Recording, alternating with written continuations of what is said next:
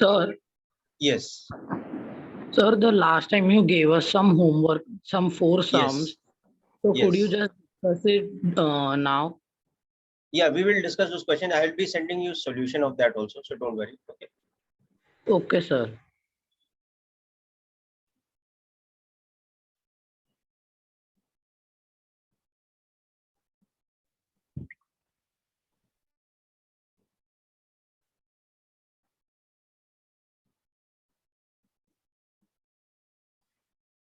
Yes. So I will be sending you some hints and solutions for that also, and we will also be discussing those questions. So don't worry. Okay.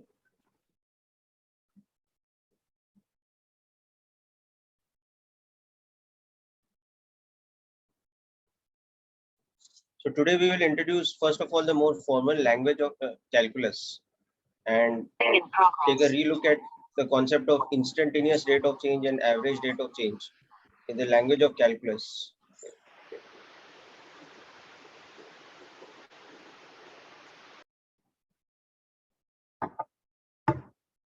So we had seen that we define a function.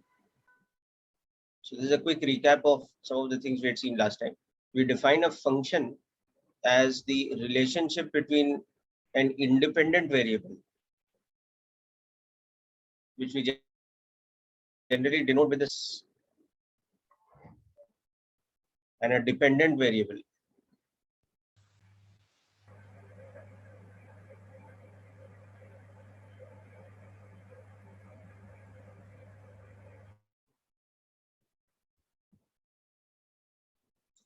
And we can also represent a function with a graphical representation, but always we take the independent variable on the horizontal axis and the dependent variable on the vertical axis. So the graph of a function becomes a curve on the xy plane such that any point on that curve satisfies this relation y is equal to fx. So it becomes a collection of all points that satisfy the relation given by the function that y is equal to fx. Okay. Now the most important thing we saw that in context of this, there was rate of change of function.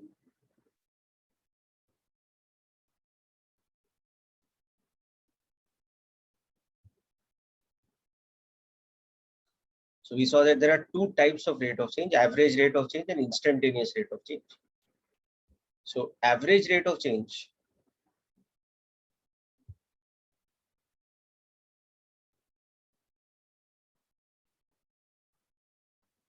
we can denote with a symbol delta y by delta x. It is defined in interval.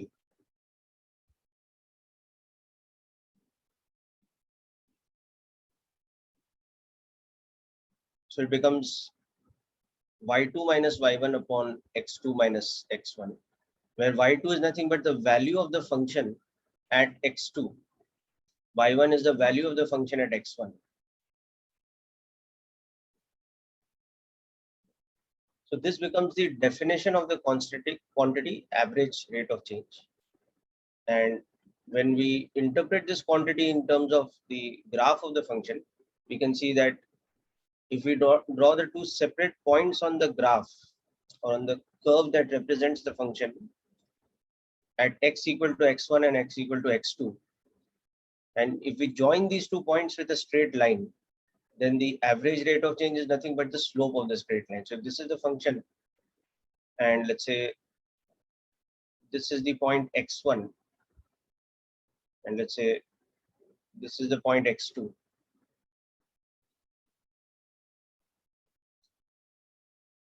So correspondingly, this is the point y1, and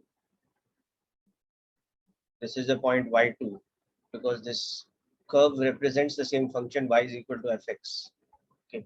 Then the straight line represented by, or the straight line that we get by joining these 2 points, that represents what we call the secant line. Okay.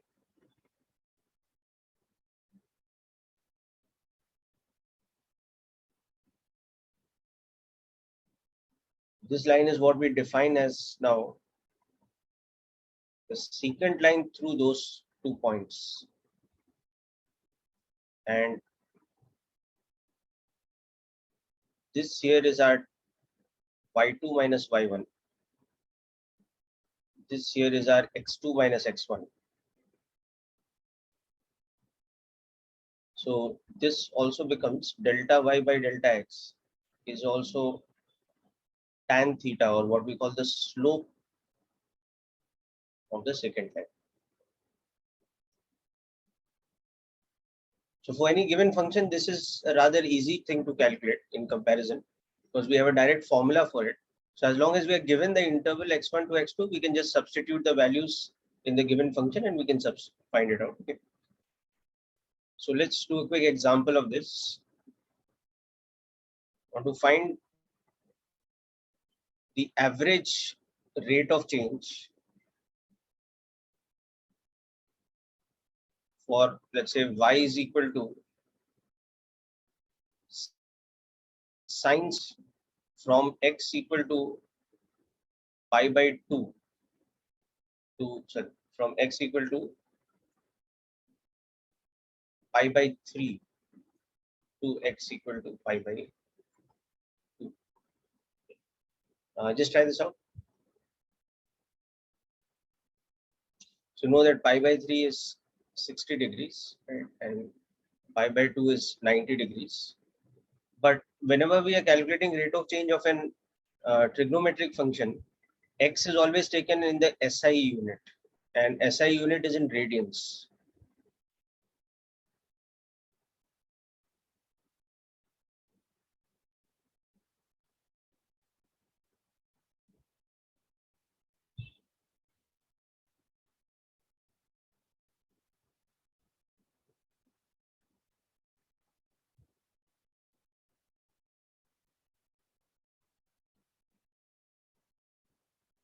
Okay.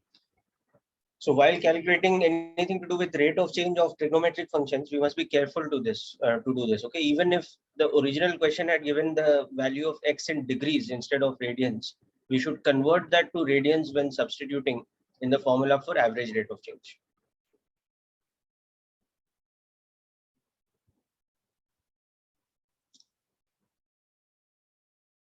So just try me the answer.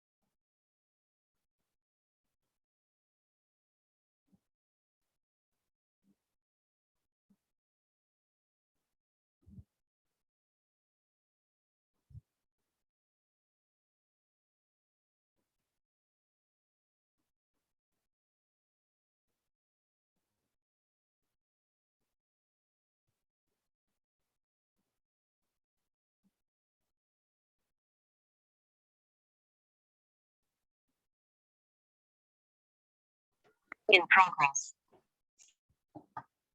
Yes, sorry, what was the answer?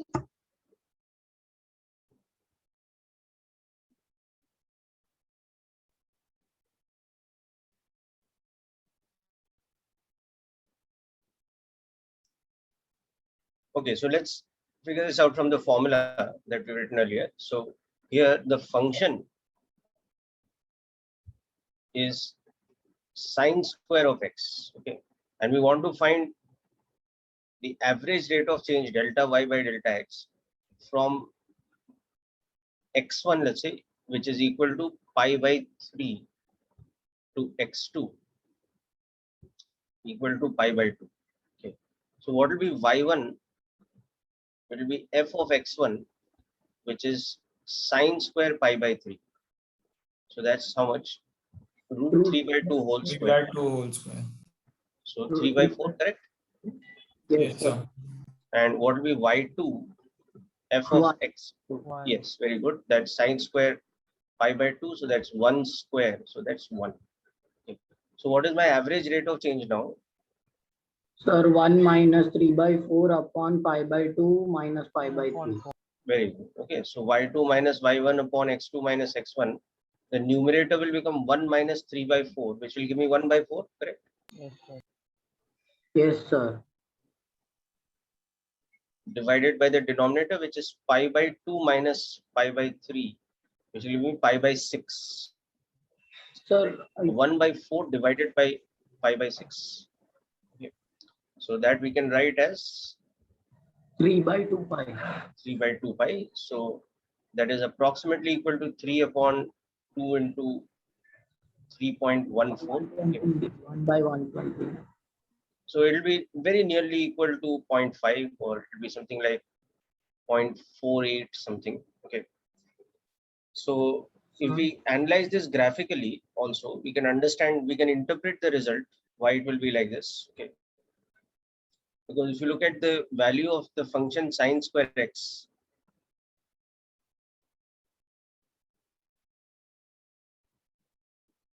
you can see that the function, generally speaking, will be something like this.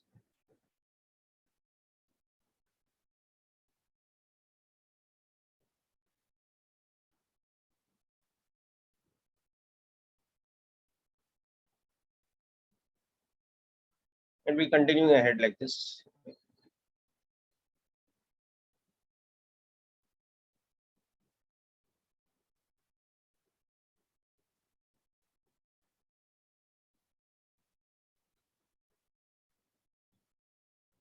So now the points that we are considering, they are here, pi by 6.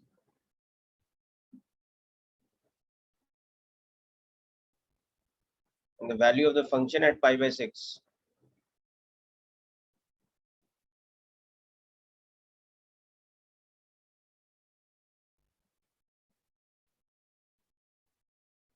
The other point is pi by 2, this one. So basically what we are doing in this particular case is we are drawing a secant line like this, and we are finding the slope of that secant line algebraically. So this line's tan theta is equal to this.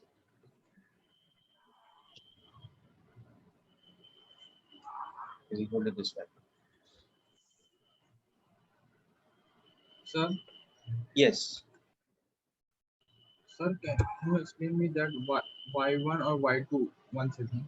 Lux, can you just speak a little louder? I'm not able to hear you.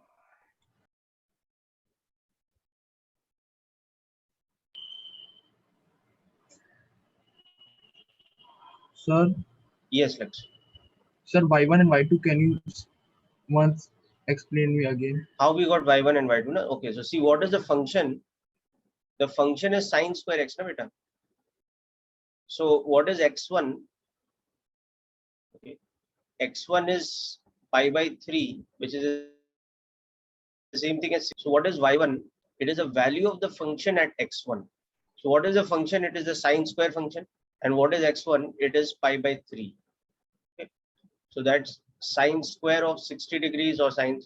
Okay, so that is sine 60 whole square. And sine 60 by definition, you know, is root 3 by 2. So it's What is the value of pi? 3.14 Okay, sir. substituted here. Approximate value of pi is 3.14. Can Is you it clear now? explain the graph again? So here Yes, you've sir. drawn the secant line between points pi by 6 and pi by 2, but in the question it's pi by 3 and pi by 2. Sorry, in the question it is? X1 is pi by 3, but you've Yeah. taken pi by 6. No, I'm not taking pi by 6. That is the interval. See, na? I've taken pi by 3 only over here. Okay.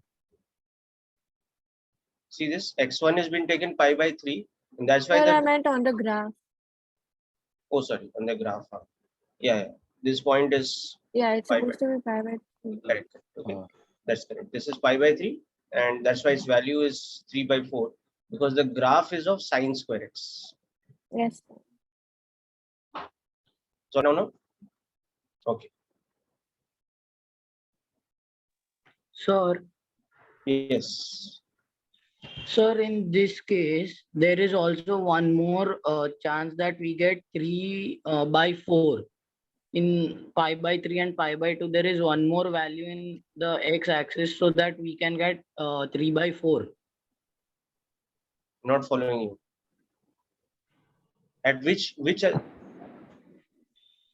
point are you talking about, x1 or x2? No, sir, I am talking that there can be a point where we can get 3/4 instead of taking the value as pi by 3. No. So how does that affect this particular question? No, sir. So if we then take the average rate of change of these 2 points instead of pi by 2, then it would be 0, no? Yes, that's always possible. Okay. A function can have average rate of, like you can see over here, at this point and this point, the values are same. So if I draw a secant line between these two, the slope is 0. Or even if you take between 3 pi by 2 and 5 by 2, you can see the slope is 0. Or you take between 0 and pi, the slope is 0. So that's always possible for a function. It can have average rate of change equal to 0 in a certain time interval. You understanding? Yes, sir. Sorry, in a certain interval of x, it can be 0. In another interval of x, for example, it can be negative. For example, if this point is like 3 pi by 4 or something, and we take the interval between between pi by 2 and 3 pi by 4. So you can see a secant line will be like this. So it will have a negative slope. So the average rate of change can be all three types of quantities: negative, positive, or even 0. Okay, sir. Understood?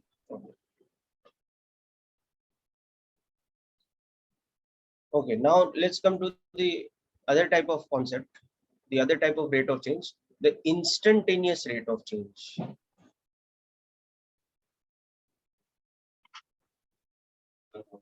Of a function. So this is the one which calculus specializes in finding out. Okay. So the definition of instantaneous rate of change is that it is rate of change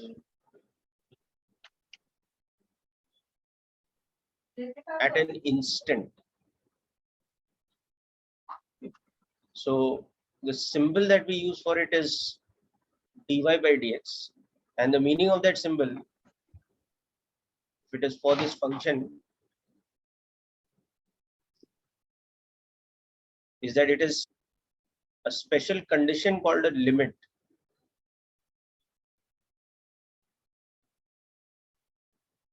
Okay. So it becomes limit delta x tending to 0, f of x plus delta x minus fx divided by delta x. So this is the algebraic definition of instantaneous rate of change. So here the quantity dy by dx, it's read as dy by dx, but its meaning is that it is the instantaneous rate of change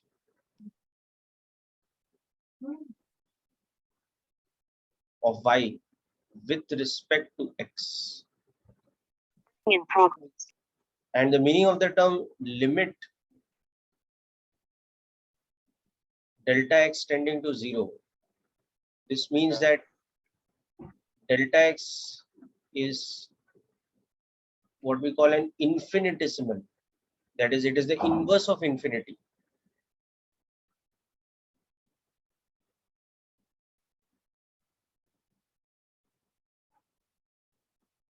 So infinitesimal means it's extremely small.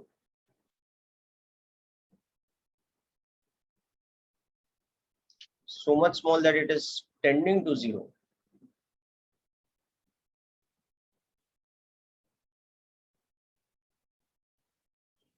So this is the calculus definition of instantaneous rate of change.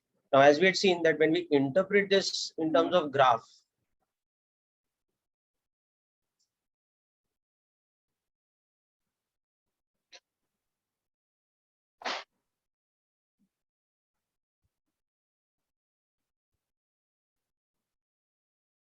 say this is a graph.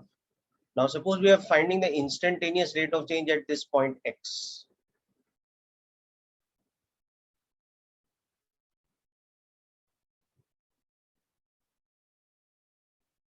So this is the corresponding point Y on the graph. So to find the instantaneous rate of change, what we'll have to do is we'll have to zoom into the graph as much as possible. And then draw another point which is extremely close to this first point. So it's like a next consecutive point on this graph. So it's like a point like this over here, such that it's almost against the first point.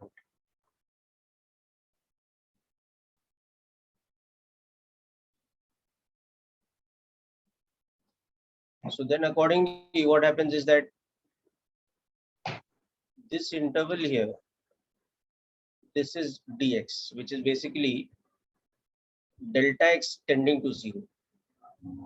And correspondingly, this interval becomes dy. Okay. And if we join these two lines, I mean, if we join these 2 points with a straight line, then that type of straight line is what we call the tangent line, right? And technically, that dy by dx ratio is nothing but the slope of that tangent line.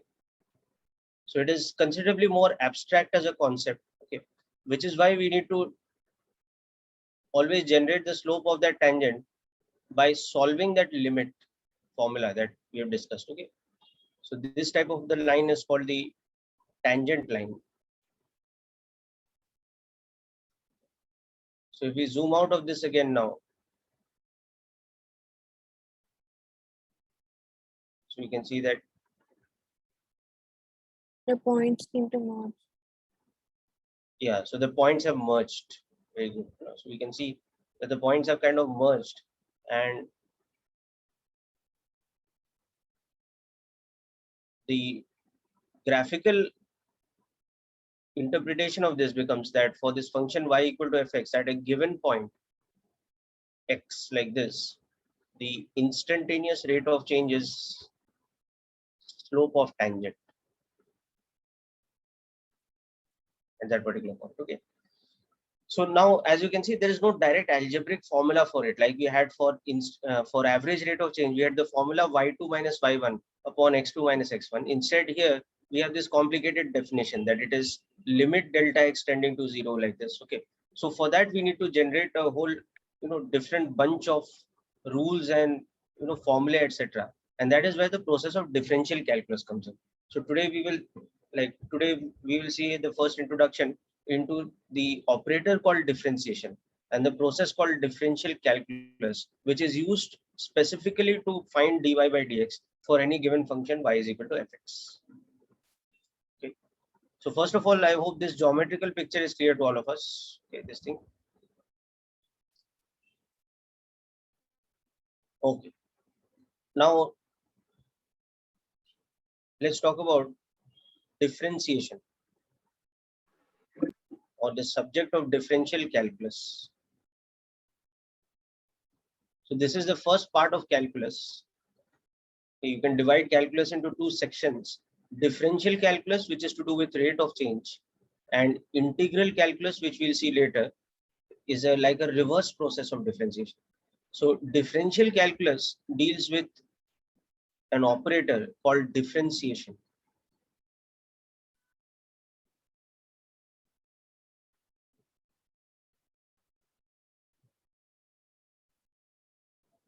So differentiation is an operation which, when applied to a function,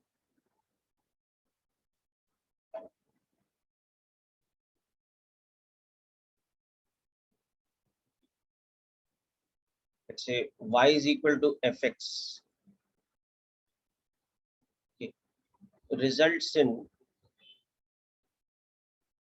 the instantaneous rate of change.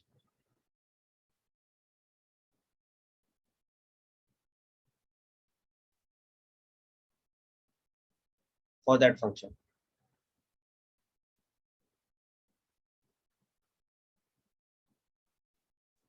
So that is what differentiation is. Okay.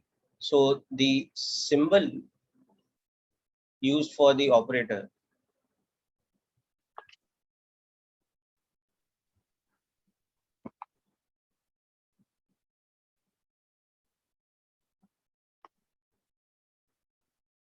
that symbol is this d by dx. So this symbol is read as differentiation with respect to x. So for example, instead of this, if we use d by dt, this will be differentiation with respect to a different variable t. If we use d by d theta, it will be differentiation with respect to the different variable theta. Okay. So what is the meaning of this? That when we operate this on a function, it gives us instantaneous rate of change of that function.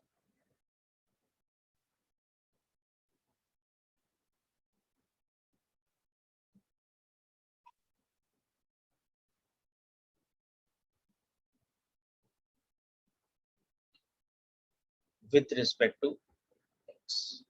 So for example, for this one, we will operate it on a function of time. That will give me rate of change with respect to time.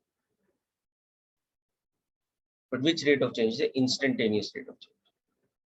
Similarly, this will give for a function of theta. Okay.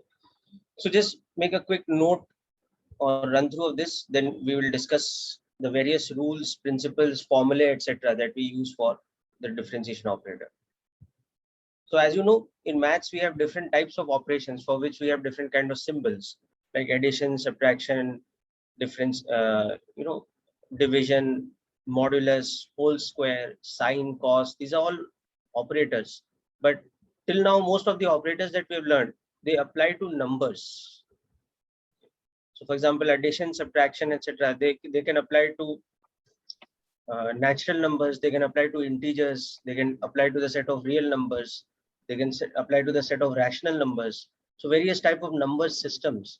But this is an example of an operator that does not apply to number, but rather it applies to a function. So this operator has to be operated onto a function and not a number. So on operating it on a function, what it gives us the instantaneous rate of change of that function.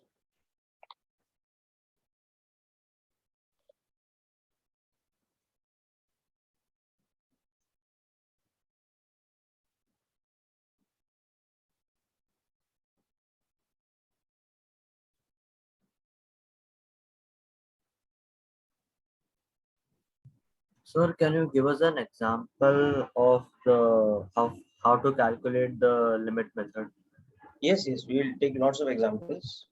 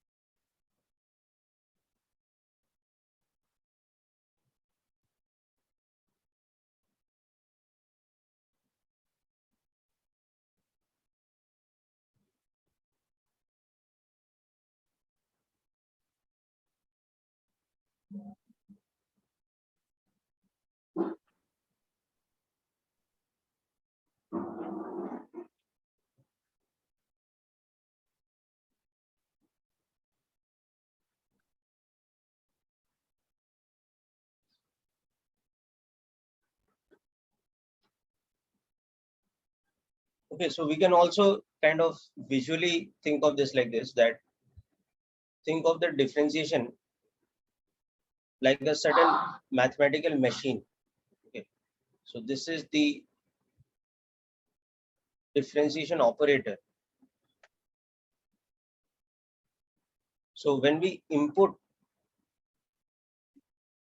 a function y equal to fx into this, it carries out that operation on this, and the output that it gives us is the instantaneous rate of change. Okay. So we input a function, and the output that we get is the instantaneous rate of change.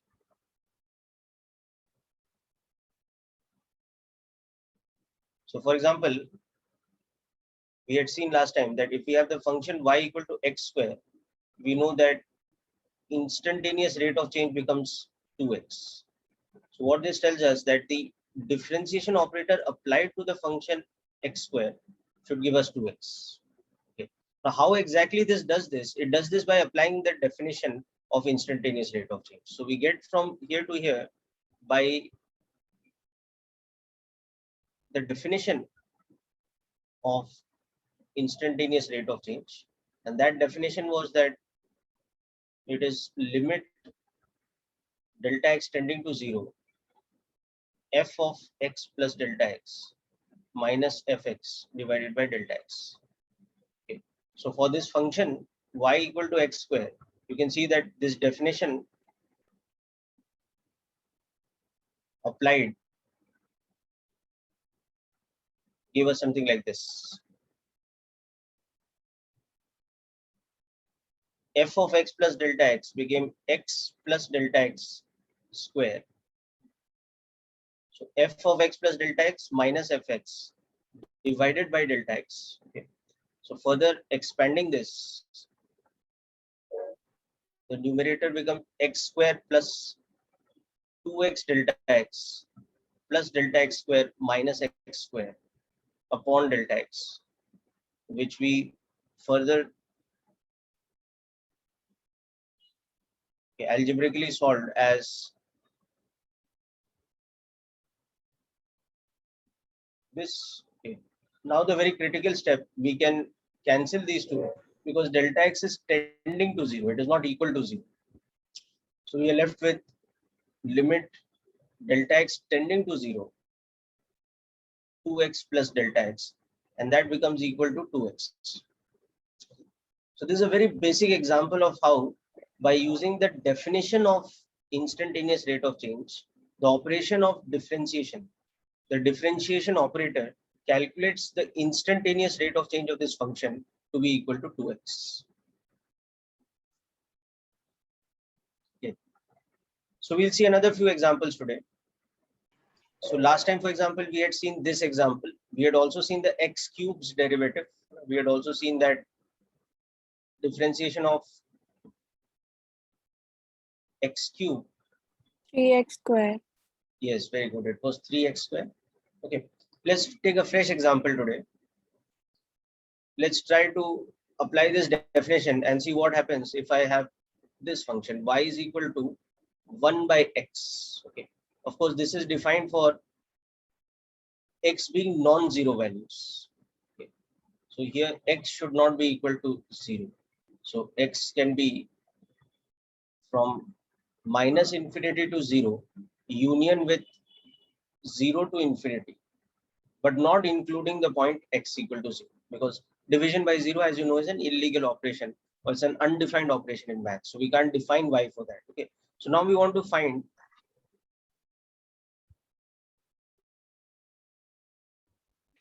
or instantaneous rate of change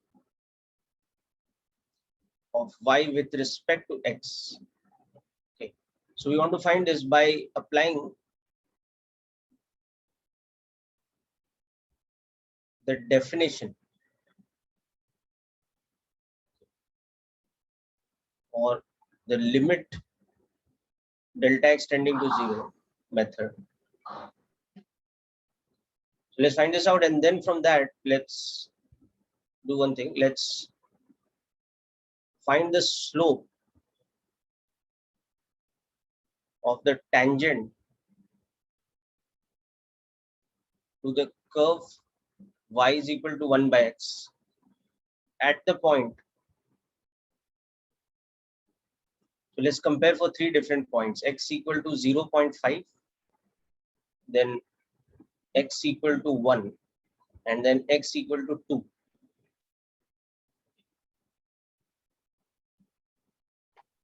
And then let's do one more thing. Let's also find the equation of tangent.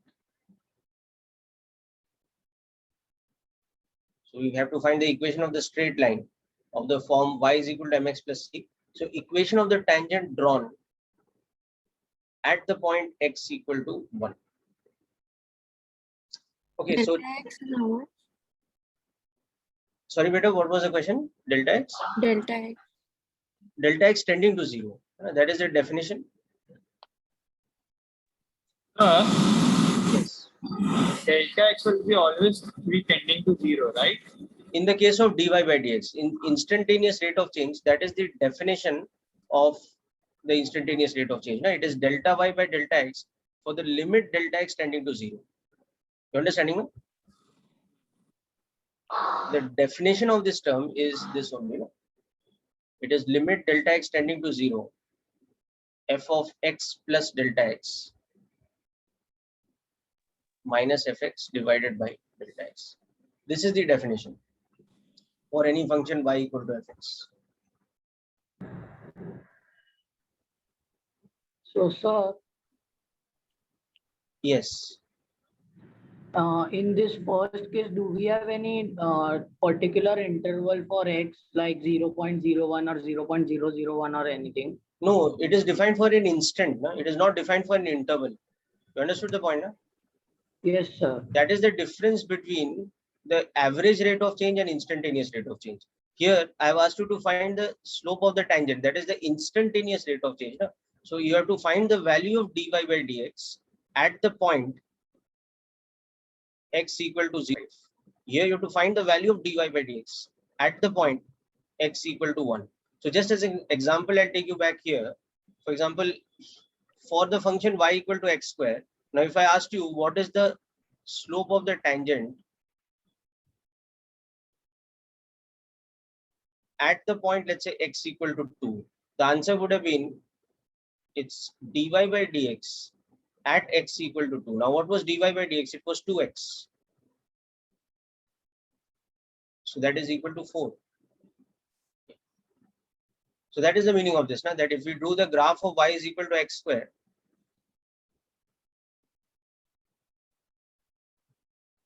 that graph is kind of rapidly rising like this. You can see like this. Okay.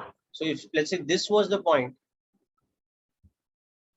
x equal to 2, okay, the value of the function at this point was 4. But that's just a coincidence that the value is also 4. More importantly, what is the slope of the tangent at this point? So here, if I draw a tangent,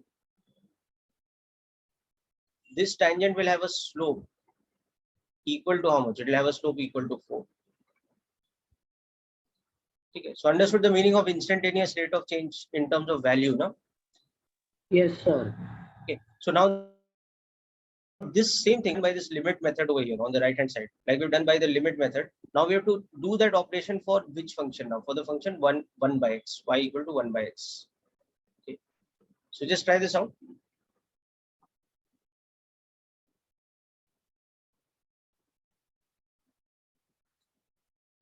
So try the same thing using this definition, but now take the function as what? 1 by x instead of x square or x cube like we've done before.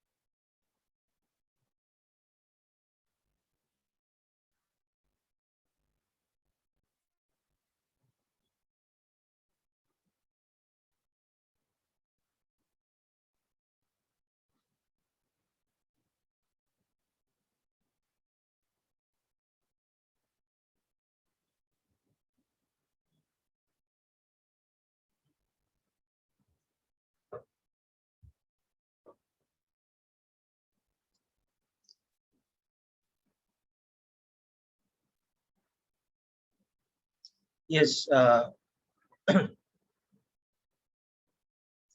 Arushi, your answer is correct. Viraj, you have to do a bit more of steps. Namanya, your answer is correct. Very good. Arushi and Namanya, your answers are correct. Okay.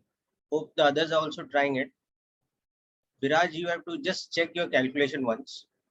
So I'll just give you the answer of the first part. You keep doing the steps, whatever you're doing, then I'll explain it. So differentiation here of the function 1 by x. When we apply this limits method here, this will result in the value of minus 1 by x. Or you can also write it as negative of x to the power minus 2.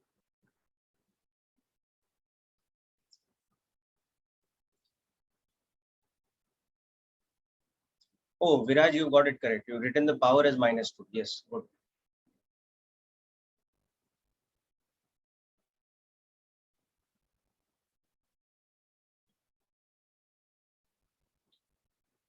Okay, so let's see how we will implement this by using the definition. So the function over here is the function 1 by x. Okay.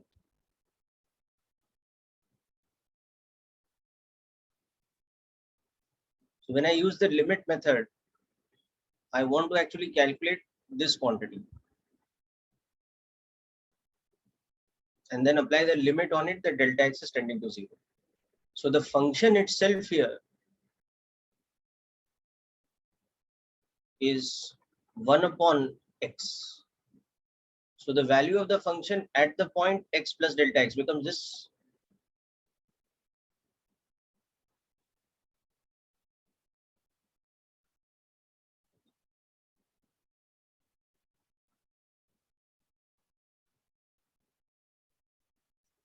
So the numerator of this limit definition becomes the value of the function at x plus delta x minus the value of the function at x, which is this, divided by delta x. So this is the first step. Okay. Now from this point onwards, we will just use normal algebraic method. So, sir, cross multiplication, no? Yeah, to simplify this, okay, so we will get x minus x plus delta x upon the LCM, which is x into x plus delta x. Okay. Now remember, this whole thing is divided by delta x.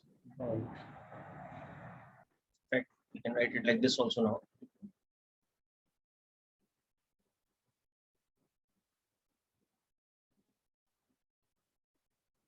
Avoid any further confusion. Okay. So as you can see, the numerator, when we open this bracket in the numerator, it will become minus delta x. Right? Because see, this term, it will be x minus delta x. Right? That is what the numerator will be, right? And we can take the denominator with this. Okay, so it is x into x plus delta x into delta x. It is inside x. Okay. Now comes the critical step where we understand that delta x is tending to 0, means that delta x is not equal to 0. So therefore, delta x divided by delta x is equal to 1. So it is perfectly okay if we just cancel these two like this. So having done that, we get the limit delta x tending to 0 of minus 1 divided by x into x plus delta x. Now, since delta x is tending to 0, we can say that this is equal to minus 1 upon x into x. The second term can be reduced to x.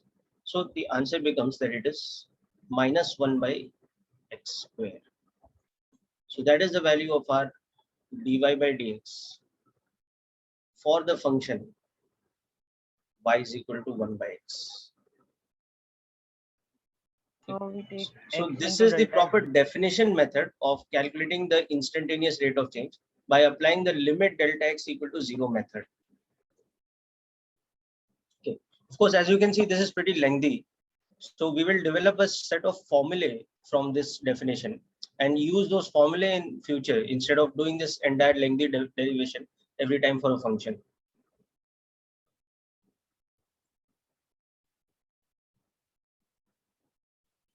So sir, we assume x into delta x to be 0.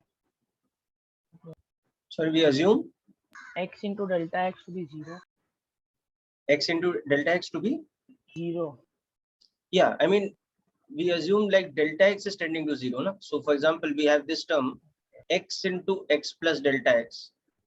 We assume that this is equal to x square only because this term is x only. Right? Okay. Vedant, clear? Yes, sir.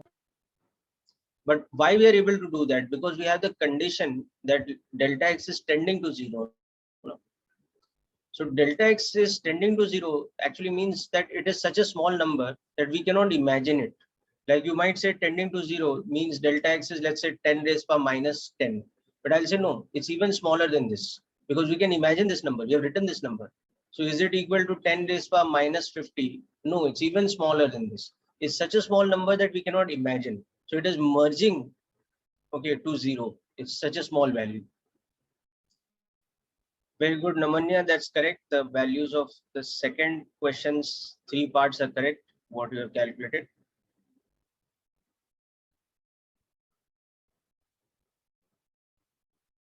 Okay. Can Improvement. I show the rest of the question? Sorry, anybody had a question?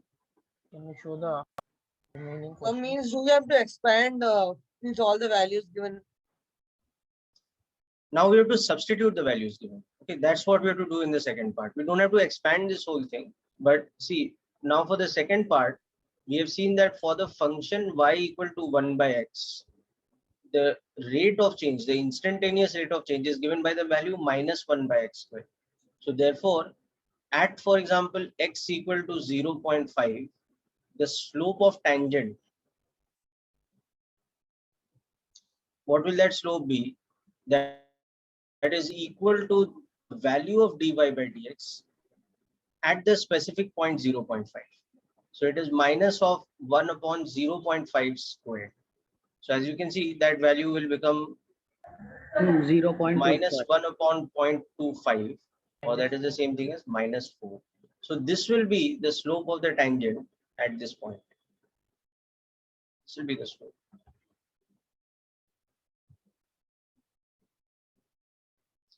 Is it clear now? Yes, sir. Okay.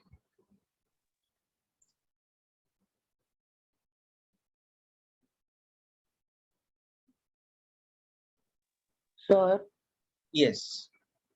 sir, so for that second case where x is equal to 1, the answer would be minus 1, no? Yes, the answer would be minus 1. So this was the A part of this, where we are taking the slope of the tangent at this point. Okay. Now, Manya, let me explain this again. So how this is becoming. So we have the limit that delta x is tending to 0. So delta x is tending to 0. This whole term is tending to x into x, no? Because this term make it 0.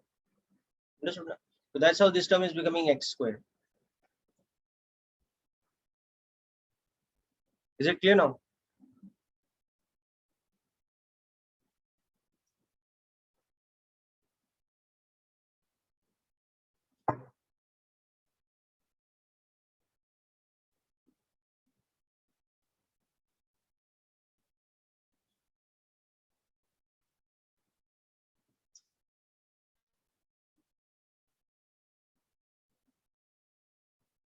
Very good, Amani. Your third answer is also correct.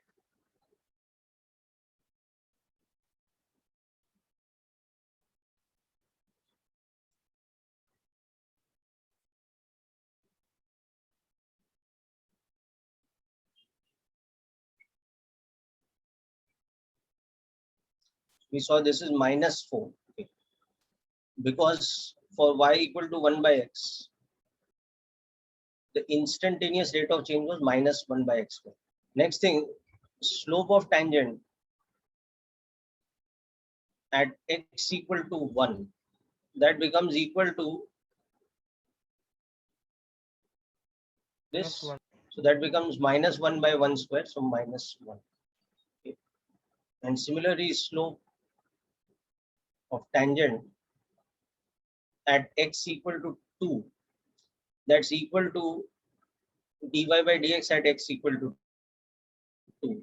So that is 1 by 2 square with a minus sign. So that is minus 0.25, we can say. Okay. So before we come to the last part, let's actually interpret this result in terms of graph. Let's see what it means. So if we see only the positive part of the domain, that is x greater than 0. For the moment, we'll not worry about negative values of x, okay, because we are taking values only in the positive side. We'll see the graph of this function has this sort of a shape. Try and draw it more smoothly.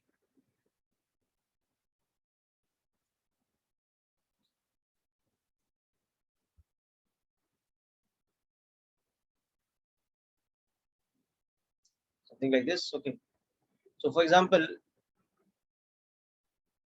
at x equal to 1, the value of y is 1. So this is the function y is equal to 1 by x. Okay. But for example, at a value like x equal to 10, you can see the value of y drops considerably. It is 0.1. And for example, for a value of x like 0.1, the value of y increases considerably to 10. Understand it? So therefore, you can also see that at this point, why we are getting the slope of tangent as negative. This is a point 1, 1. So this one's slope is coming out to be minus 1. It makes sense, you know, because you can see this straight line has a negative slope. Similarly, if we take the point x equal to 2, we are still getting a negative slope because the tangent will look like this. Okay. But it's got a gentler slope, so it's minus 0.25. So this tangent has got a slope of minus 0.25. But similarly, if we do the tangent at, let's say, this point, 0.5,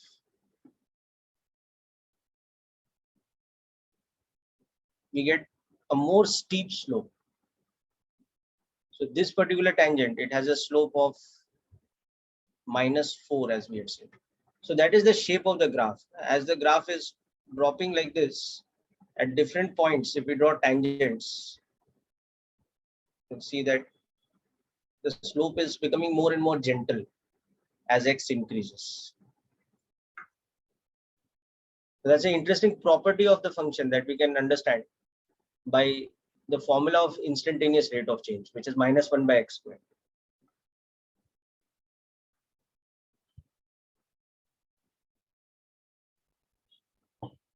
Okay. So now specifically, let's come to the third part. Now, third part is not so much calculus, it is more coordinate geometry. Anyhow, we should know how to do this operation also. So we want to find the equation of the tangent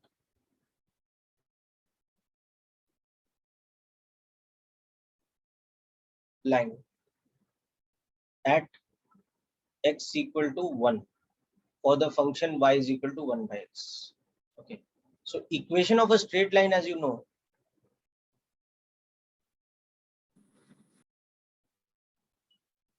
is given by the function y is equal to, or by the formula mx plus c, where m is the slope of that straight line, okay, and c is the y-intercept. So for example, if we have a line passing through a particular point a comma b, then any general point on that line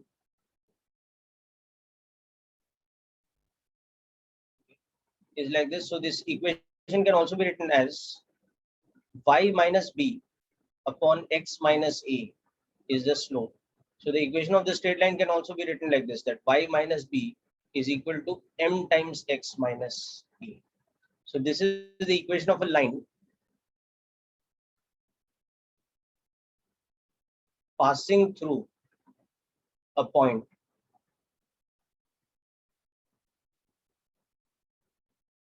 A comma B and of slope M. So this is the technique we are going to use now to calculate the equation of this particular line or this particular tangent. Okay. So let's come back to our graph of y is equal to 1 by x.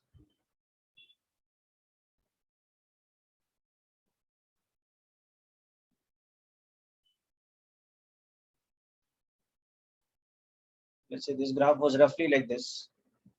Now this is the point, let's say x equal to 1. So its y coordinate is also 1. That we are coming to know from the formula y equal to 1 by x. So from this function, we know that at x equal to 1, the value of y is also equal to 1. So the coordinates of this point are 1, 1. But now we want to do what? We want to find the equation of the tangent line passing through that point. What we want to do is we want to draw a particular tangent line like this through that point.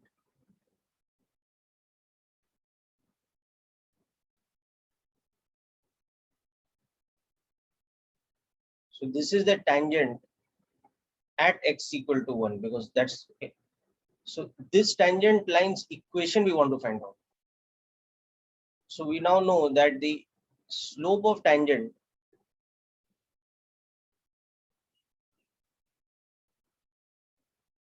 so at the point x equal to 1, slope of tangent is equal to -1 that we already saw.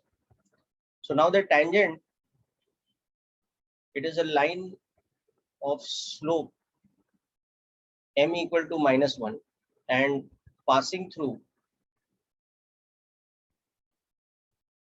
this point here, 1, 1 passes through this point. So the equation of the tangent will be given by this kind of formula, that y minus p is equal to m, which is -1 times x minus e, which is 1. So y minus 1 is equal to minus x plus 1. So y plus x is equal to 2. This is the equation of the tangent. Okay. So many of you have got this correct. Well done. Okay. So this is the equation of the tangent at x equal to 1. Yes, it can also be written as x plus y minus 2 is equal to 0. Namanya. Okay.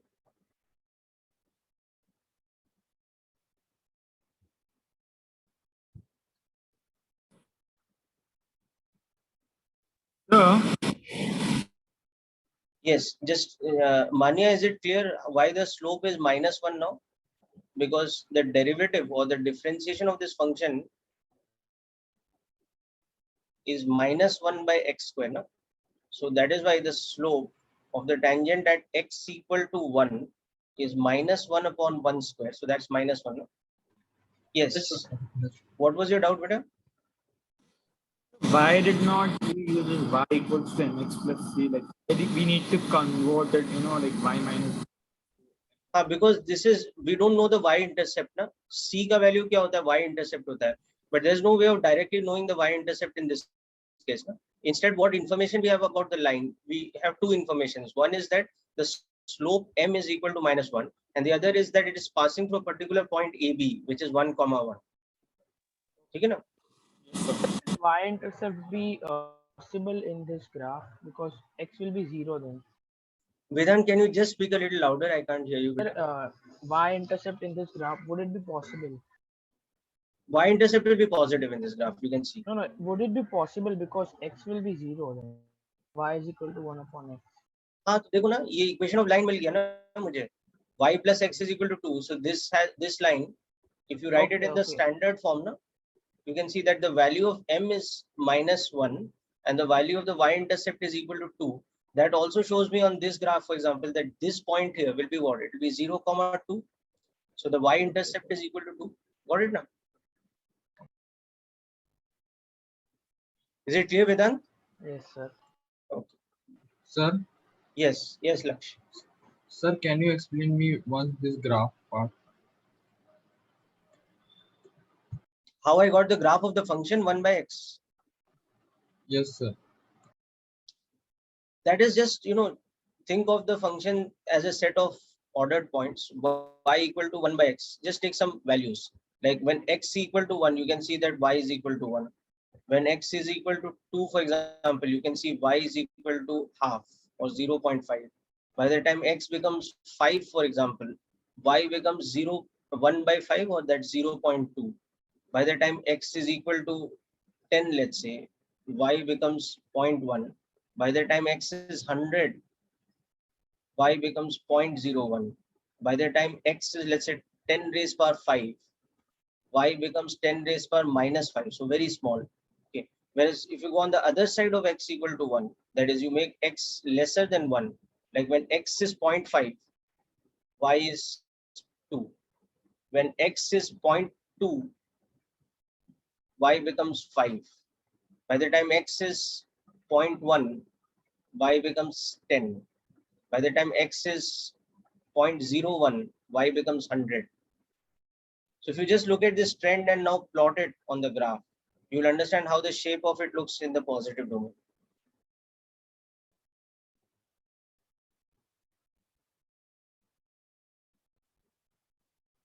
So let's start with this point.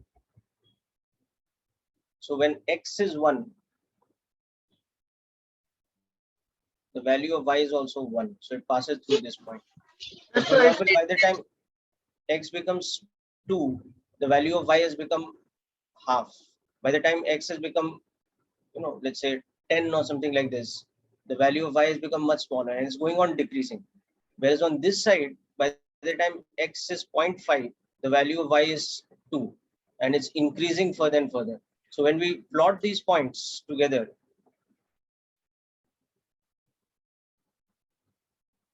and draw a smooth curve, we'll see it goes like this. Now this curve actually goes in such a way that as x comes closer and closer to 0, y's value, sorry,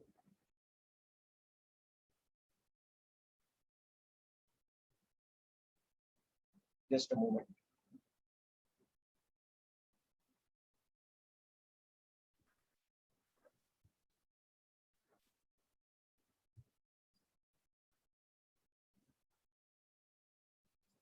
Yeah. Sir, So I yes. had a doubt. So just a minute. Another feature you can see of this graph now is that as x tends to infinity, y tends to 0. And as x tends to 0, y tends to infinity. But at x equal to 0, we cannot define the value of y. Is it clear? So, Yes, sir. Okay. Yes. What was your doubt, beta? can you I had just that is x is tending to 0, would y be? Yeah. Dharmik, what is your doubt, beta? Sir, I had the same doubt that if x would be tending to 0, y would be tending to infinity or Beta, not. can't hear you properly now. Just speak a little louder into your mic.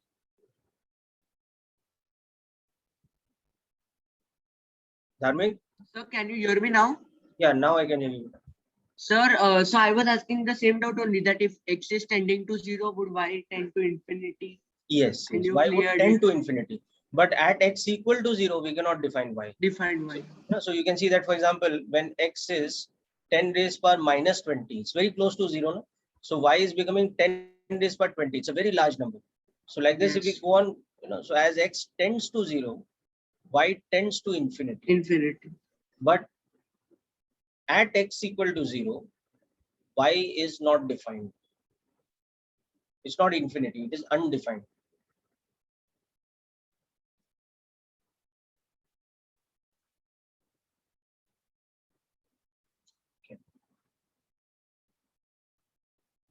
Okay, so both the graph and then the concept of tangent, slope of tangent, equation of tangent, all this is clear, I hope. Okay.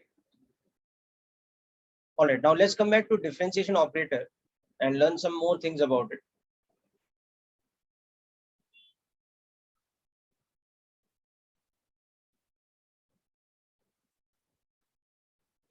So differentiation, as we saw, is an operation given by this symbol.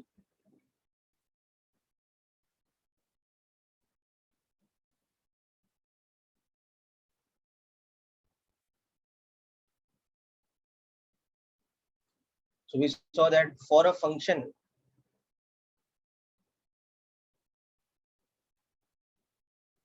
the instantaneous rate of change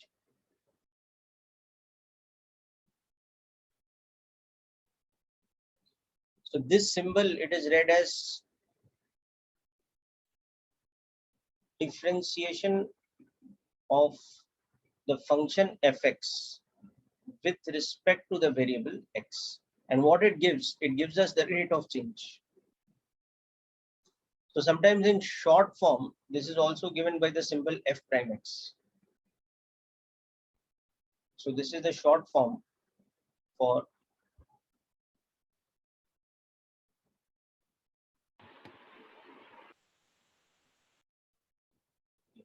and this function that we get, it is called the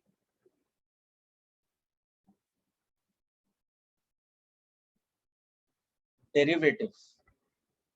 That's another new term for us. It is the derivative of fx. Okay. So for example, if I tell you that we have a function fx equal to x squared, okay, what is its derivative? So as per what we have seen before, we have seen that the derivative of it is 2x. So that's just a matter of language. Okay, so the shorthand for d by dx of fx or differentiation of fx is given by f prime x. Okay. And that f prime x is given the name that it is the derivative of that function. So it means that is the instantaneous rate of change.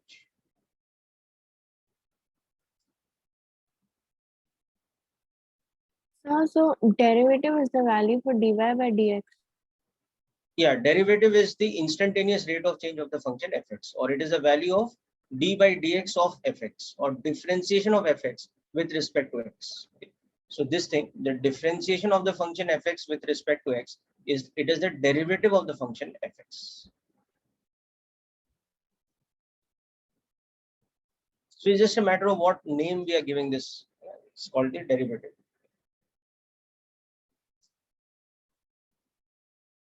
Okay, now let's see some very basic properties of differentiation.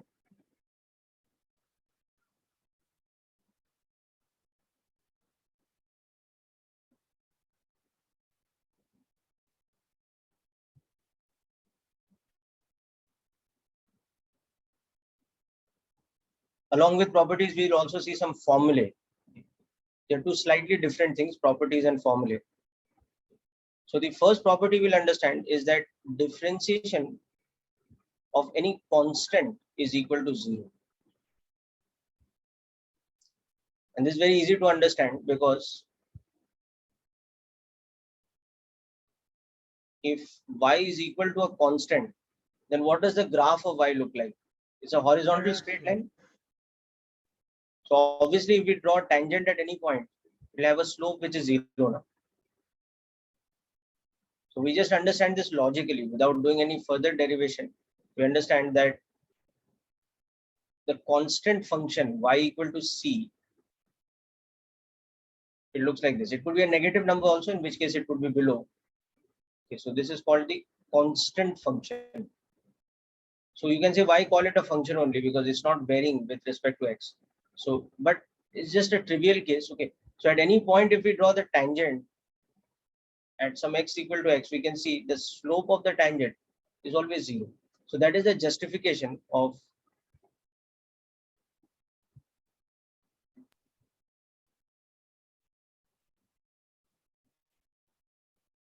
so whether we consider the slope of tangent or secant line, whichever. So that means for this function, whether we consider dy by dx or we consider delta y by delta x for any interval, they're both 0. So instantaneous rate of change at any particular point of x or average rate of change from any x1 to x2 is 0. Okay. So this is a very basic and trivial thing. Okay. Now the next thing we'll see for a linear function.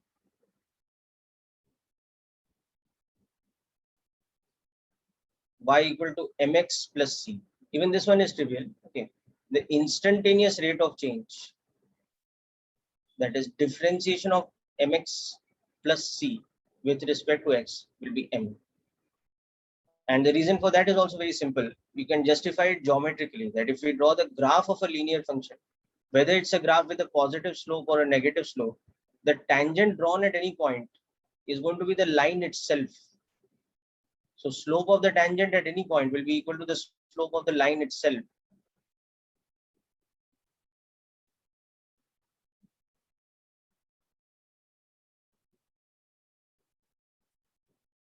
So whether it's a line having a positive slope or it's a line having a negative slope,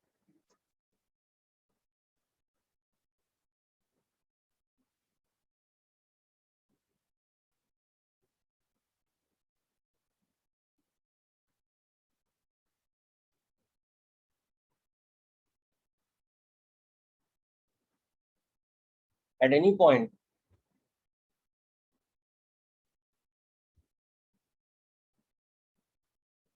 at any x, the slope of tangent equals to m, or even slope of secant line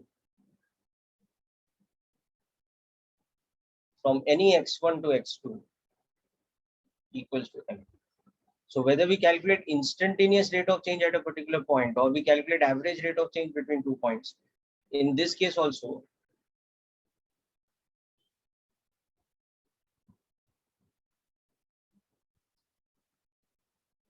so you can even think of the first one as a special case of the second one, where m is equal to 0.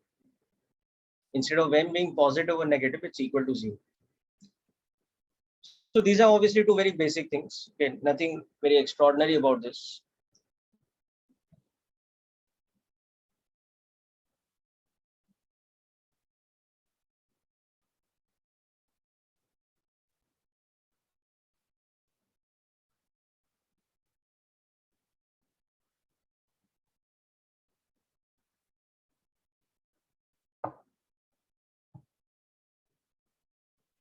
So according to the first rule, if you have to calculate the derivative of 3x square, it will be 6x. Yes. But that rule I have to come to now. No, wait. That is, I haven't defined that yet. Okay, the first one is just saying that if I have a constant. So for example, if I have the function y is equal to 3, then what is instantaneous rate of change of this? It will be 0 because it's a constant function. Okay. Whereas the second property is just telling me that if I have a function like y is equal to, let's say, 3x plus 2, then what is dy by dx for any value of x? It's 3. 3. Understood? No? So far, these are the things that we learned. Okay. What you're saying is also correct, that derivative of 3x square will be 6x, but that is a different property. Okay, it's not one of these properties. Clear, Sofana? Sir, Yes. sir, can you go a little above, sir? Sir, can you scroll up? Sorry, beta. Tanay, Can come you again? scroll up? Sir, can you scroll up? Yes. Sir, here you have taken y equals to c, sir, where you have written, you are taking constant, it as constant function. So if it is a Yes. constant, then how can it be a function? Exactly the point. Na? That see, if I have the dependent variable such that its value is constant for every value of x, it can still be defined as a constant. No? I mean, it can still be defined as a function. No? Okay. Like suppose I'm talking about an object which is at rest. So what about its displacement? Is 0 always? Or what about its Yes, sir. position? It's a fixed position. Yes, sir. So it's what we call the trivial case of function. I mean, your argument is also correct that it's not varying with x. So where is it a function? But I'm saying that, you know, I could have a type of function where for some reason the variable just doesn't change. It remains constant. Okay.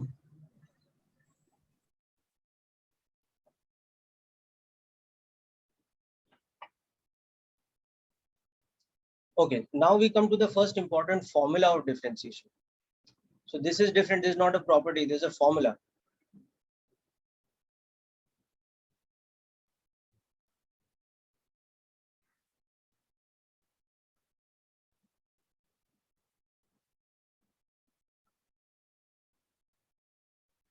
We'll come back to more properties later also. So before we get into this formula, let's just observe some of the differentiations that we've seen before. X square's differentiation was 2x. We had seen this. We had seen x cube's differentiation was 3x square. Okay. Now we had also seen that differentiation of 1 by x was minus 1 by x square. This is also something that we derived today. Now, if you observe this one more carefully, you can see it is differentiation of x to the power minus 1, and that is given by minus x to the power minus 2. Okay. So if you observe these formulae, in this you can see that x's power is coming here.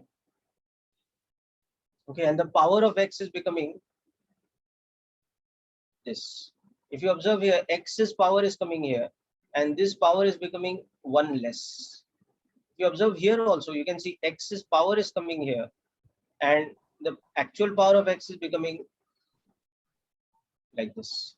So there's a general trend that you can see over here, and that general trend is given in the formula for differentiation of any power of x. If I have x to the power n, its derivative is given by the formula n into x to the power n minus 1, where n any real number. Okay, so for example, if I want to find the derivative of x to the power 5, it becomes 5x to the power 4. If I want to find the derivative of 1 by x square, that is the same thing as the derivative of x to the power minus 2. So this will become minus 2x to the power minus 3, or minus 2 by x cube, like this. Okay. And you can naturally see that these formulae, I mean these examples, are also special cases of this general formula. Okay.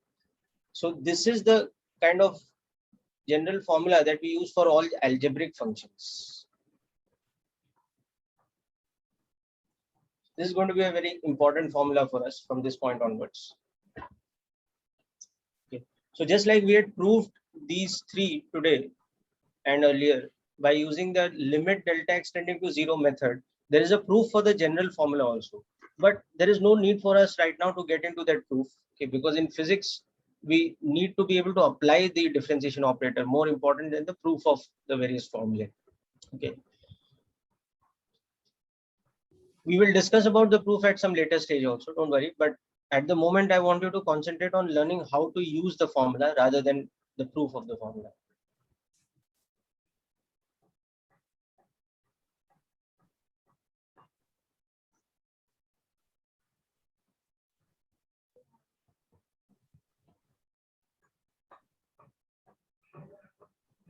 Okay, so now that we have learned a couple of properties and a formula, let's just do a quick review exercise.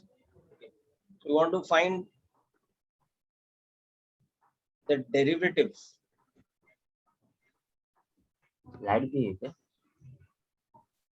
Sorry, beta, what is the doubt?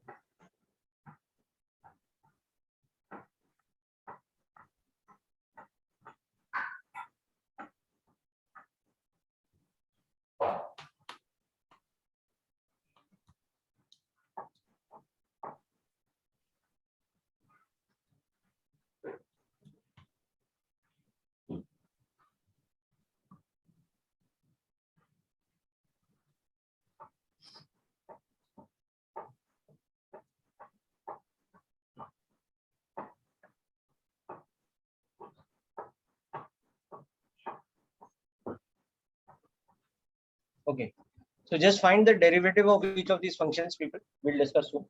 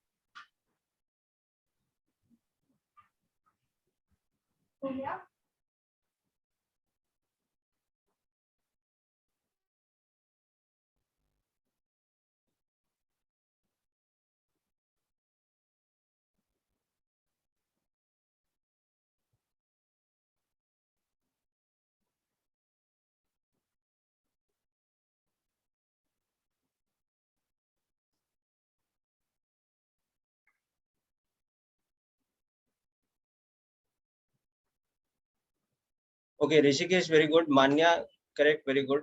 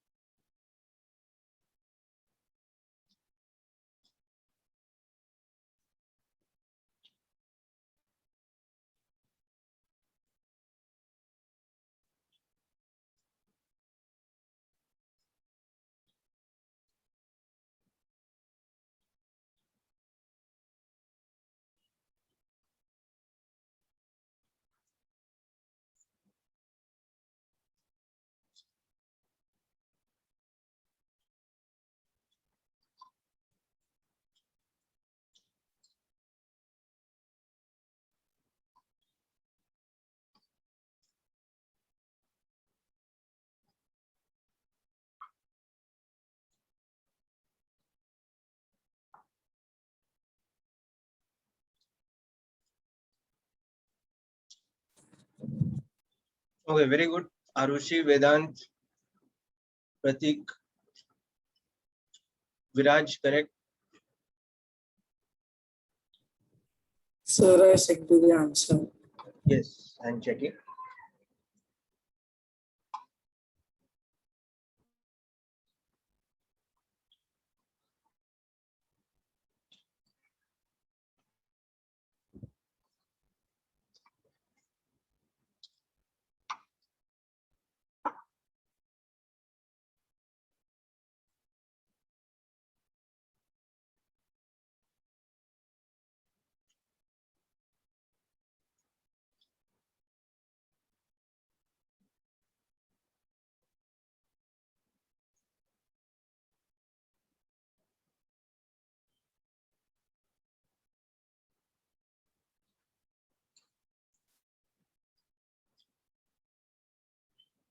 Right, Harsh, that's correct.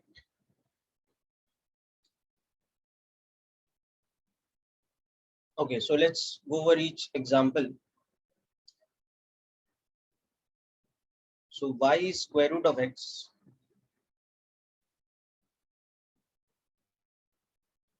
So this is differentiation of root x. So we can write that as differentiation of x to the power half. So by formula now that becomes half into x to the power half minus 1. This formula.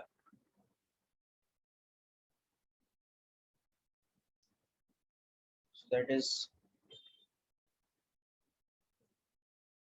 or we can write that as 1 by 2 times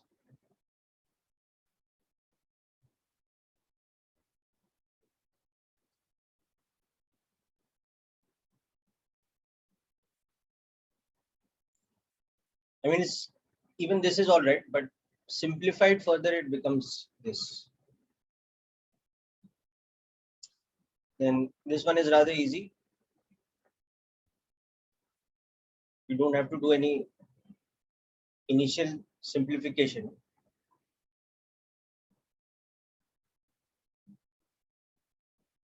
This becomes a derivative.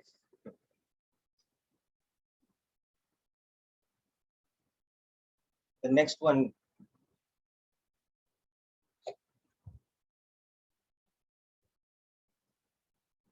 so this we can write as x to the power minus half.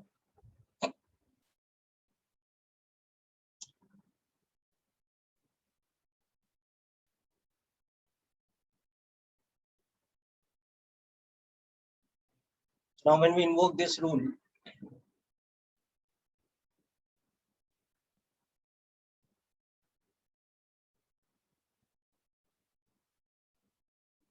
this is what our dy by dx becomes. And by further simplification, we can also reduce this a little bit more. And we can reduce it to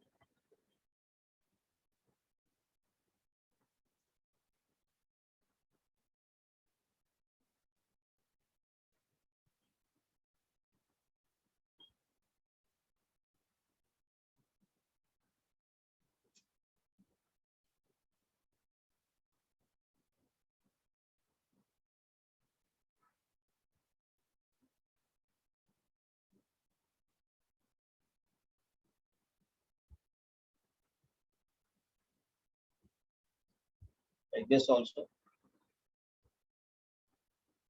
So as I said, the answer is correct here also, but this has been further reduced to this. Yes. So, sir, we need to reduce, till this or what? Yeah, you need to do that because remember at the exam level, you will be dealing with MCQ questions. Na? So the options might not be given in the standard form. They might be reduced further. So you need to be able to convert. Okay, sir. So, how did you get the final answer from the second last step? I'm unable to In understand. the 3 by 2 power 1? Yes, sir. Okay. So see, there I'm just using a simple principle of indices. Okay. So I had got to this step that dy by dx was minus 1 by 2 x to the power minus 3 by 2, right? So the next step would be This up to this is fine. Yes, sir, it's fine. Okay, now see this x to the power 3 by 2 term. Na? This can be written as x to the power 1 plus half. So that is x to the power 1 into x to the power half. So that is x root x. So this is the simplification. It's actually reverse of this thing, that if I write x to the power a plus b as x to the power a into x to the power b, I can also do the reverse of this one.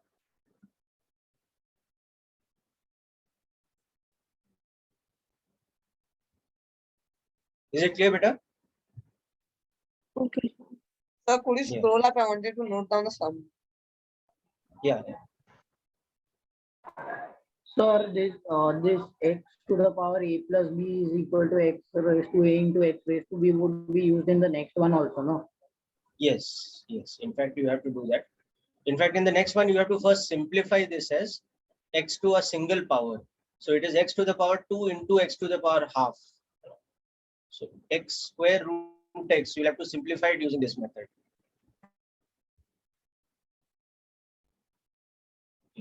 So as a single power, it will become x to the power 5 by 2. And then you apply the differentiation principle.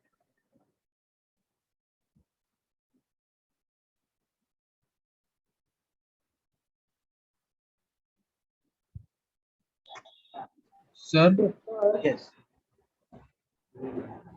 sir, can you explain me the second one? X The second one, okay. Root x. देखो root x क्या होता है? X to the power half होता है. Definition of root x ही वही है. Sir, second one. X to the power 4. वो तो Yes. direct formula है बेटा. Nx to the power n minus 1. Differentiation of x to the power n is n times x to the power n minus 1 ना. तो n का value 4 substitute करो. Understood it now, beta?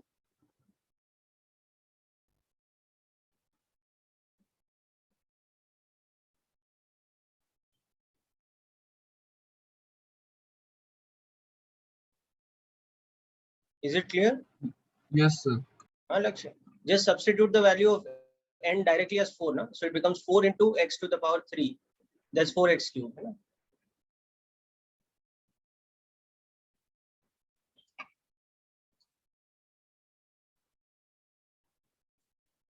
Okay, so let's come to the fourth one now. This one. Okay, so we'll use this over here. Y is equal to x square root x. That means that y can also be expressed as x to the power 5 by 2. So differentiation of y with respect to x, which is differentiation of x square root x. Now this can be reduced to differentiation of x to the power 5 by 2. So once we got it as a single power, we will invoke that formula. So that becomes n into x to the power n minus 1. Okay. So this is correct as the answer. But once again, using this thing, you can also write it as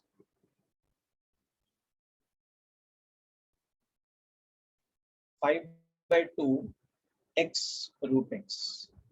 You can also write it this way. There's nothing wrong with this because the power 3 by 2 can also be expressed as the power half plus 1.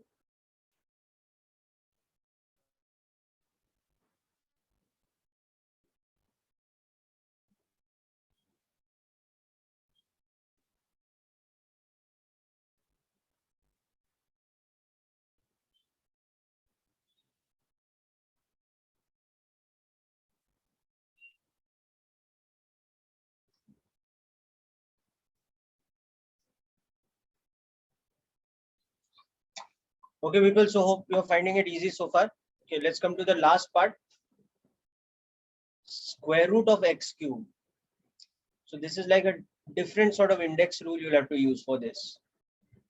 So apart from this property of indices,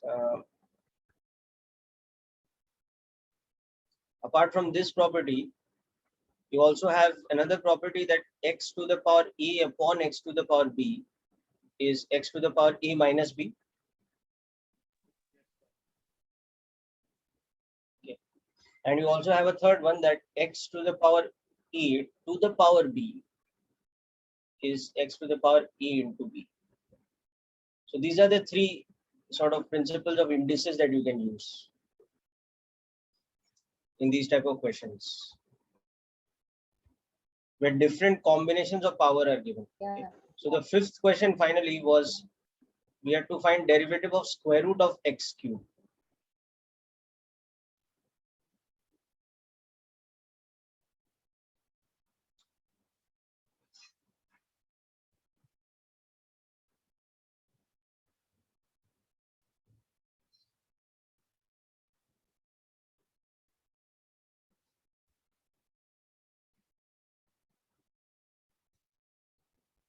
So B Raj, you got that correct. Okay.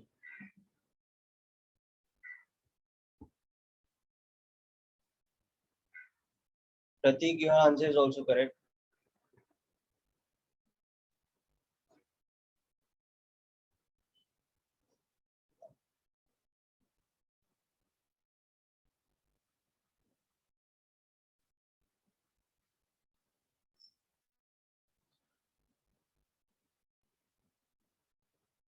Sorry, Harsh, your answer is correct. Harsh and Pratik, both of you got this.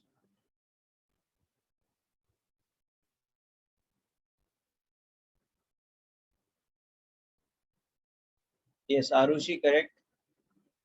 Vedant correct.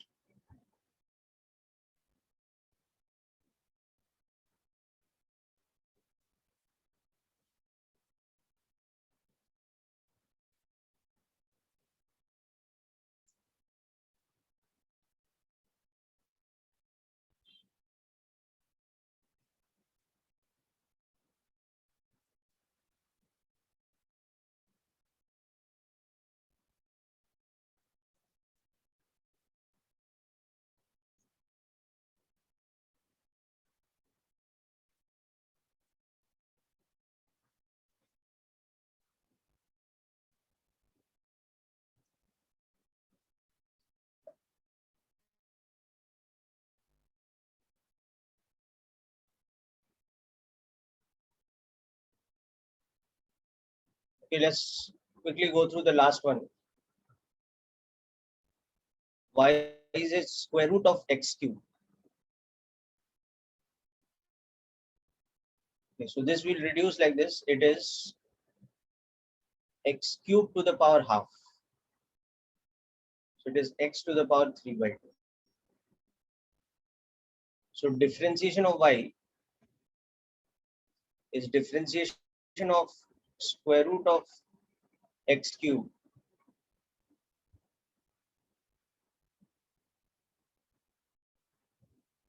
that is differentiation of x to the power 3 by 2.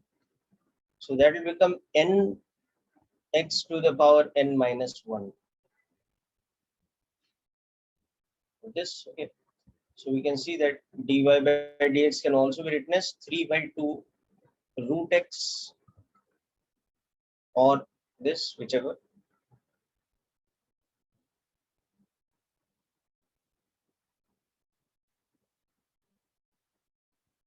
Okay, so these are various examples of the application of the first formula that we have seen in differentiation. Yes, Trai, your answer was also correct. Viraj, hope you've understood this question now. It is 3 by 2 root x. Okay.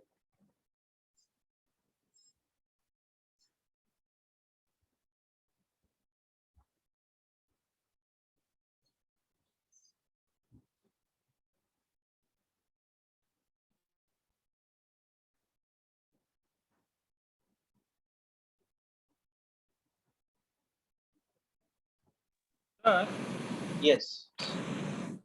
actually, I had a doubt, not regarding this, but sir, the equation which we had got in place of that y equals mx plus c, That is only meant for the tangent, right? Like not for the secant.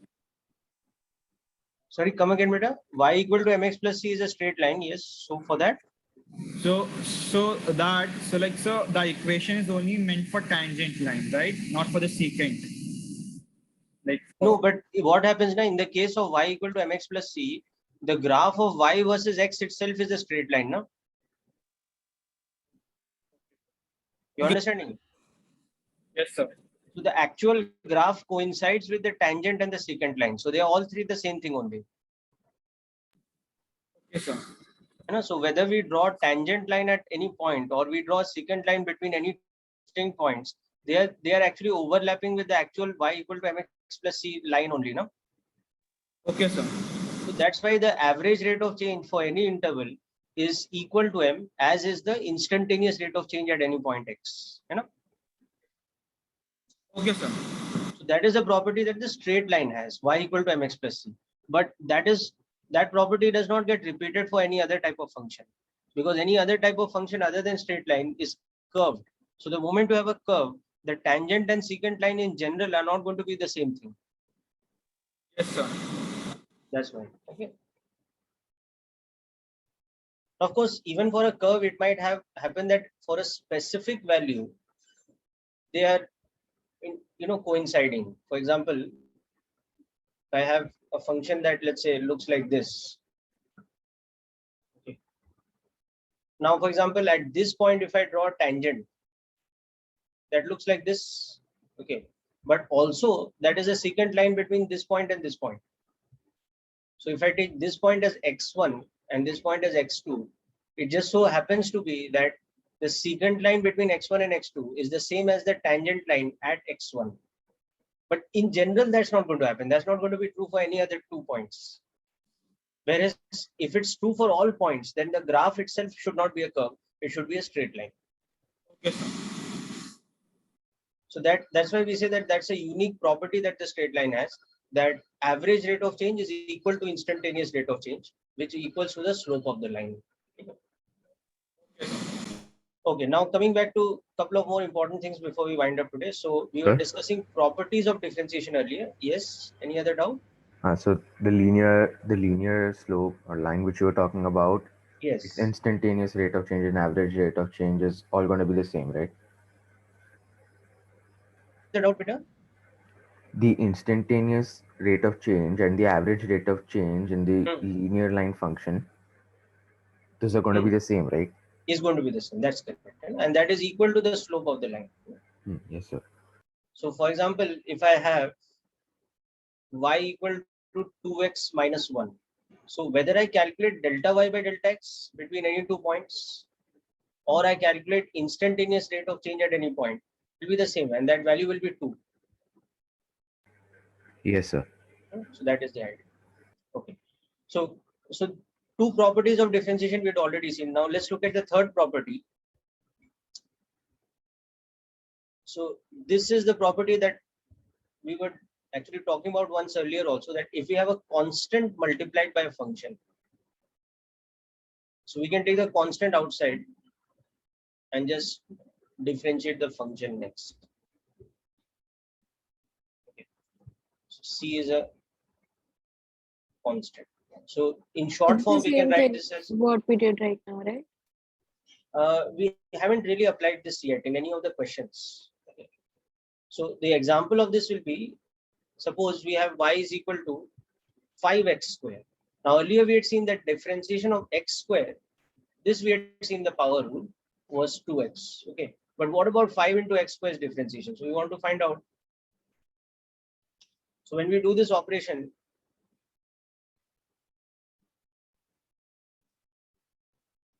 we have a formula for differentiating x to the power n, but this 5 is a constant. So first we take the constant outside. Nx.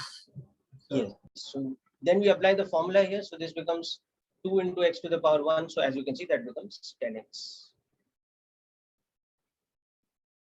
Okay. So this is a basic example of the application of this. That differentiation of a constant into the function is nothing but the same constant multiplied by the derivative of the function.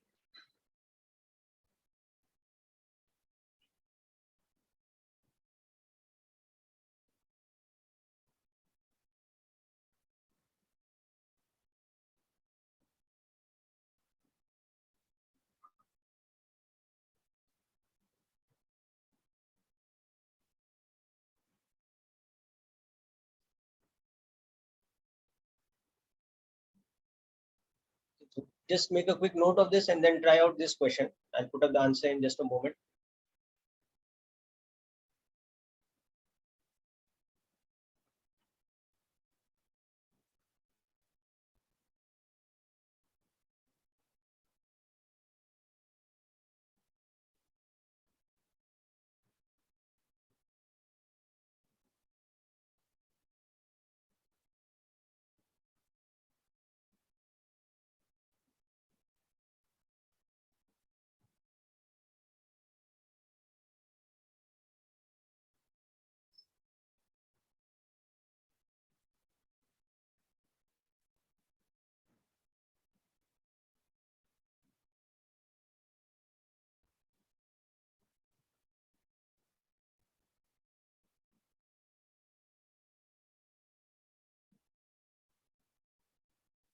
Sir, could you just check the answer? Yes. Just check it out.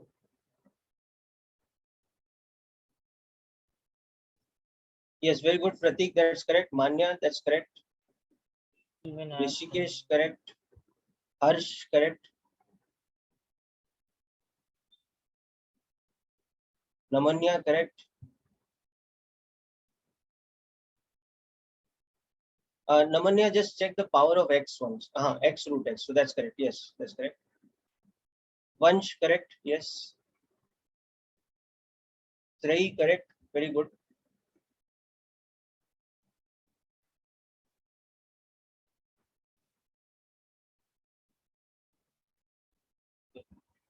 So first of all, we have to simplify this. So y is equal to 2 times x to the power, like this we can write it as. Okay. So this becomes 2x to the power 2 plus half. Okay. So now you can see that it is in this sort of form. It's a constant 2 multiplied by some power of x. So we can now proceed with the differentiation step.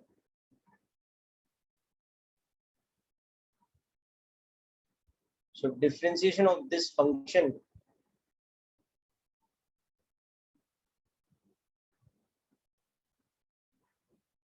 So that can be written as 2 times differentiation of x to the power 5 by 2. So now this is 2 into x to the power n. So that is n x to the power n minus 1. So that is 5x to the power 3 by 2. Right?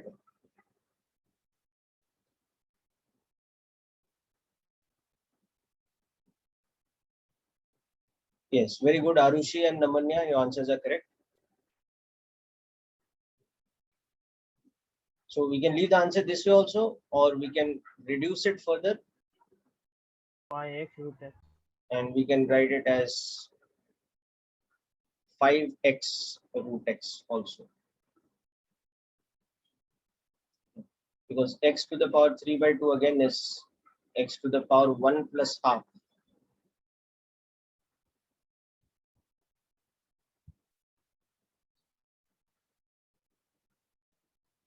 Okay. So hope this example was clear. That brings us to the final property of differentiation that we learned today. And through this, you will see that a whole variety of functions you can differentiate. So the final property, the fourth one, is that if we are differentiating the sum of two functions,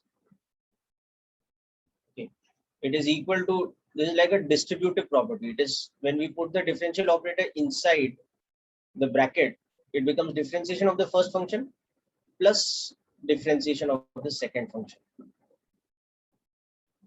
In fact, if there's a minus sign in between, you can just change this to a minus sign.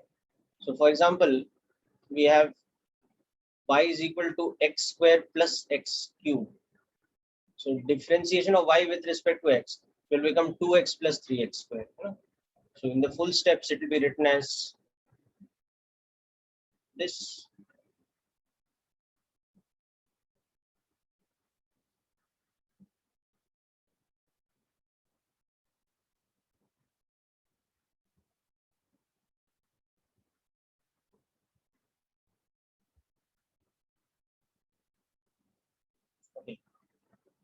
So just write this down and try this example.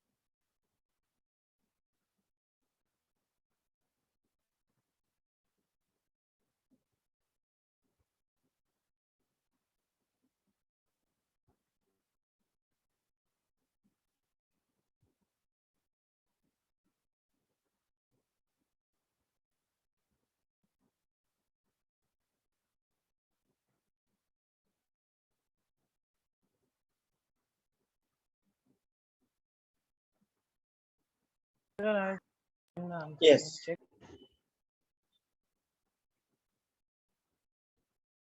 Yes, Vita, can't hear you. Can you check my answer?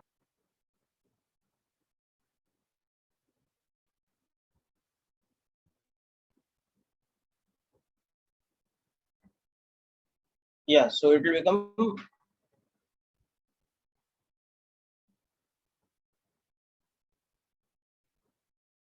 1 plus 2 upon x square. The differentiation will become that much.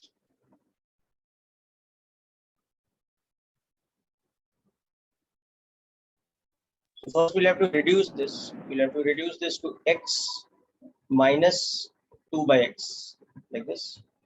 And then next step we can do the differentiation.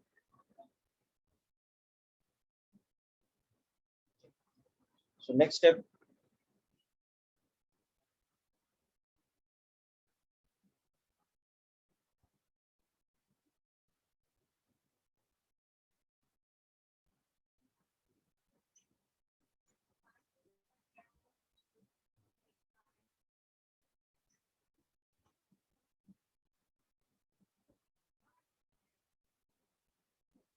okay.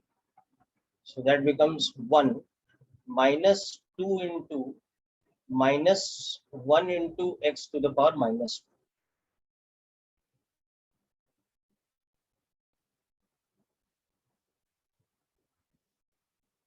So this is the derivative of the function.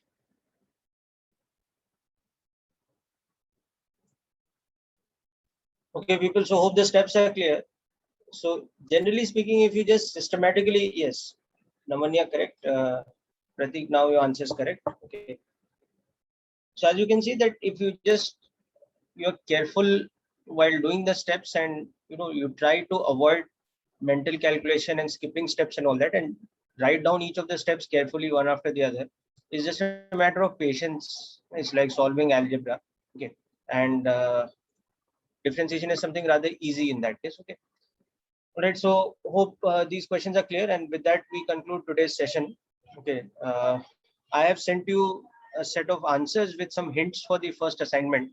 Now, the first assignment which was given last week, that was not using any of these formulae that we've learned today. It was just using the basic concept of rate of change and slope, etc. Those kind of things. So you'll see the solutions are also using those principles. Whereas for today's session and next week's homework, I will be sending you another assignment. Okay, you can try out those questions also, and we will also at some stage discuss some of the questions if required in class. Okay, as the difficulty level increases. So that's it for today, people. Wish you all the best. Thanks for attending. So you will be sending the notes. Thank you, sir. Thank you, I will sir. be Bye, sending the sir. notes. Yes. Thank you, sir. Okay. Thank you, sir. Every lecture, the notes and the recording will be sent to you after some time. Sir,